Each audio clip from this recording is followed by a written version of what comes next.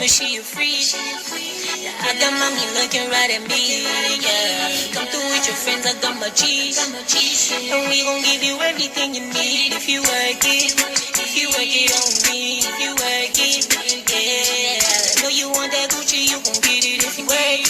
Know you want that Louis, you gon' get it if you work. Yeah. Yo man, what's happening? Yo, what's cracking? What's popping? Yo, it's Hope right here, Hope for the Trigger Hunter. You know how we move, man. If it makes no money, it makes no sense. I feel like sleeping, but I gotta do this one. Yeah. You know how we move, man. I'm kinda low today, but it is what it is. It's whatever. So, let me not waste no time and take it to the vid. You know what you gotta do. What up? Resistance. You hear a lot of traders talk about support and resistance. Okay, I got you on this one. Or the zones. Okay, cool. So now the highest point, the market gonna go up. So the highest point reached before the pullback, it's called resistance. And the lowest point before it goes back up again, it's called the support. Support, resistance, support, resistance. Like now that's how it is. Like that. For I'm gonna put it somewhere here. I'm gonna put it anyway. I'm gonna put it. Yeah, I was for support and resistance, but the highest point reached, it's support resistance.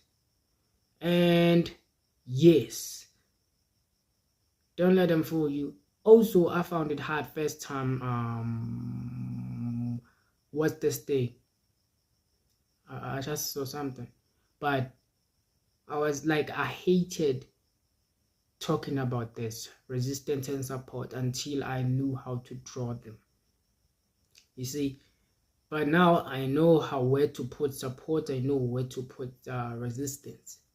You see, yes, that's how it is. I don't know what I'm leaving.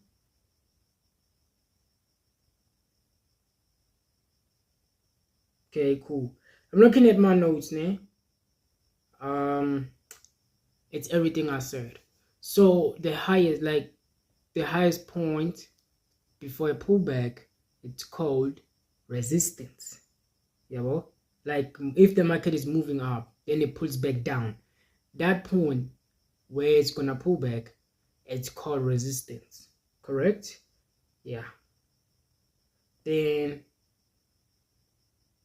it's gonna continue up again. Then the lowest point reached its support.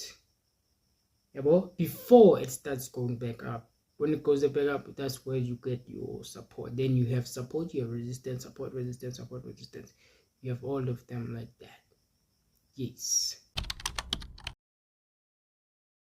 Hey, what it is? What's up? What the hell? Oh, okay, cool. I think I'm good. Yeah, I think I'm good. So, plotting support and resistance. This one is a little bit long, but I'm gonna try to make it a little bit short. This one thing we need to remember though. Support and resistance are not exact numbers. They are not like the exact numbers. You see, so we're gonna draw them on there because we're going to be using the candlestick chart, or you can also use a line graph. It's kind of using the line graph. That's a story for I don't know for when, even now, but they are not the exact numbers ever. So there will be a time where support and because why am I saying they are not exact numbers? There will be a time where support or resistance get broken, but only to find out later on that they were getting tested. Yes, that's how. So what's gonna be testing this? It's the candlestick shadows. Yes, they represent the shadow test is the test represented by the what's this thing called? the shadows, the candlestick shadows. Remember the shadows, the picks. I think the picks. Yeah, wicks, not picks. Wicks. Picks are for the line graph. Wicks are representing the what's the thing called candlestick. The candlestick, the test of the breakout. They're representing that most of the time. Nearly left this one out. So let's talk a little bit before I jump into the next top as well. Into the next, yeah. What do we still on resistance and support? So what's gonna happen? Let's say if, because I said I'm sure they're gonna be tested, it's gonna break, yeah. Well, so what's going to happen is this: what's this? The stronger the resistance or the support for the candlestick or for the for the wick or whatever to jump over, like to what's this thing called, man, to break or pass through, that is strong. That's a stronger what, let me see, it's a stronger resistance or stronger support, meaning the more the resistance is tested or the support is tested, that means it's strong, the support is stronger, or the thing is strong.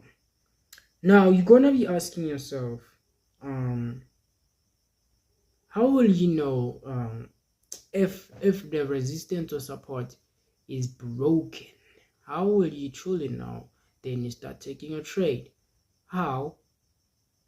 It's not always that, but some traders or some people who are traders or traders will say the candlestick has to close above that, or where it's getting refused there, or if it's broken, if the resistance is broken, the candlestick has to close above it, or below it if the support is broken. But it's not, that's not all you can take. Some say that it doesn't mean it's true, doesn't mean it's not true. Yes, I think that's it though. Yeah, I think that's it. Let me see what I'm leaving. Oh, I've nearly forgot this. When the market passes through, let's say, resistance, it breaks the resistance. Like if it was an uptrend, then it breaks the resistance. That resistance, remember, it has to go up. The market will go up, then it pulls back.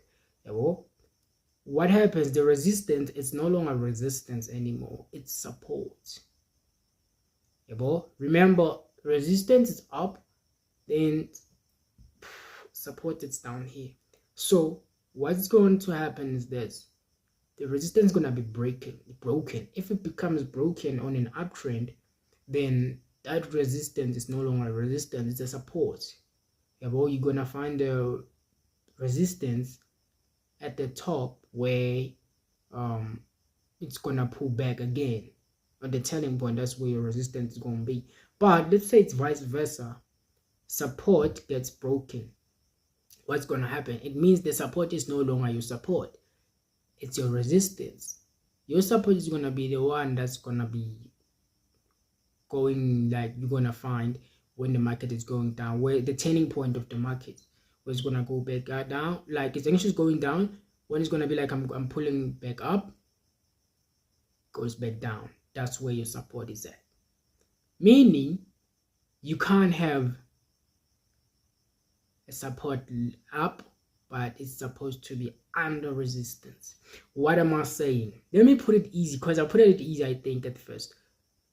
When we are going for, I don't want to say this,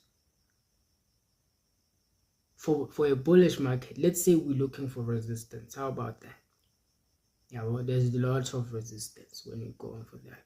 Then when we go for bearish, it's vice versa. We're going for support levels. You see,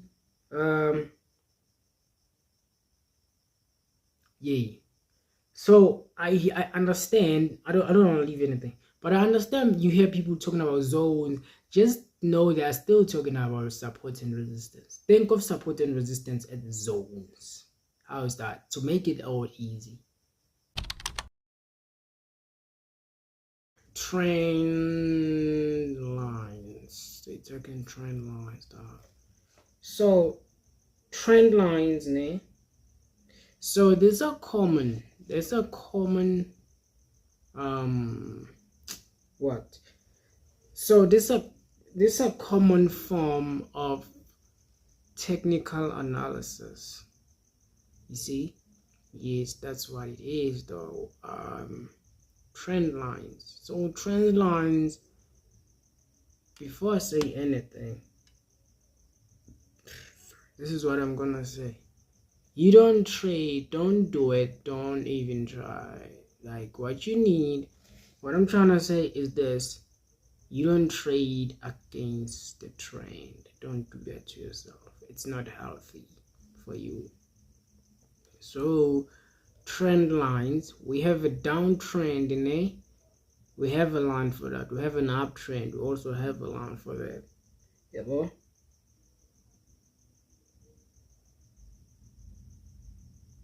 So how do you draw it? If it's a downtrend, you don't draw a line under the thing, under the trend. You draw it at the top of where the market is going.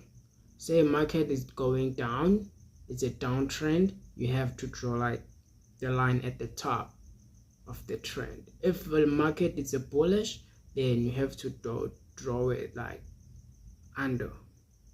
Am I correct? Yes, you have to draw it under the trend line, under the candlesticks or under the graph. You have to draw it under it, but I'm gonna show it somewhere here. I'm gonna show it how it's drawn. Yes, also for the ranging, how to draw a line for ranging market, or what's this? Ranging, it's called ranging, but it's just going straight. Market is going straight. Yeah, we're not there yet, but now we need to focus on those lines, that trend, like the downtrend and uptrend, how to draw it, and that's all. You just need to, that's what you need to know, where to draw it. For me, channels. Okay, let me explain channels. So with channel, actually with channel, it's just drawing a parallel line, dog, at the same angle of the trend, or at the same angle, or yeah, of the trend. You feel me? That's what you're just doing. You feel me? Let's say it's an uptrend. Remember, with an uptrend, you draw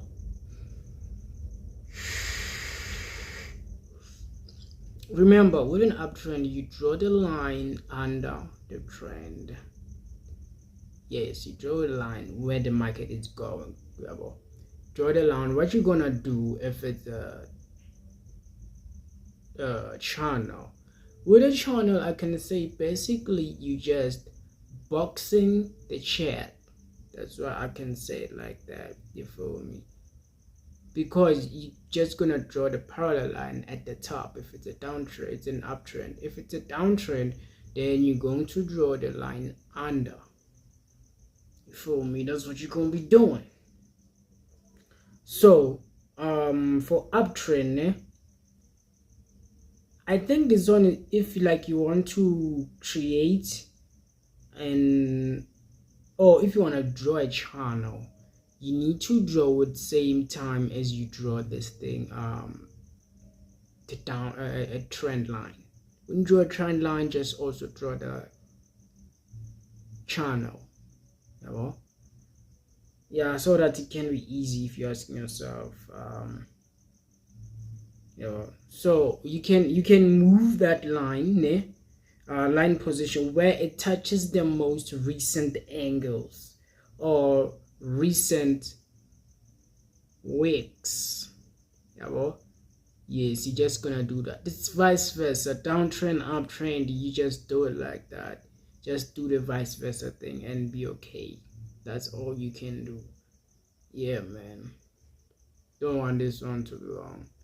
Just wanna jump straight. Just gotta finish this thing and then we start trading. But it's not that we're not that close to starting to trade.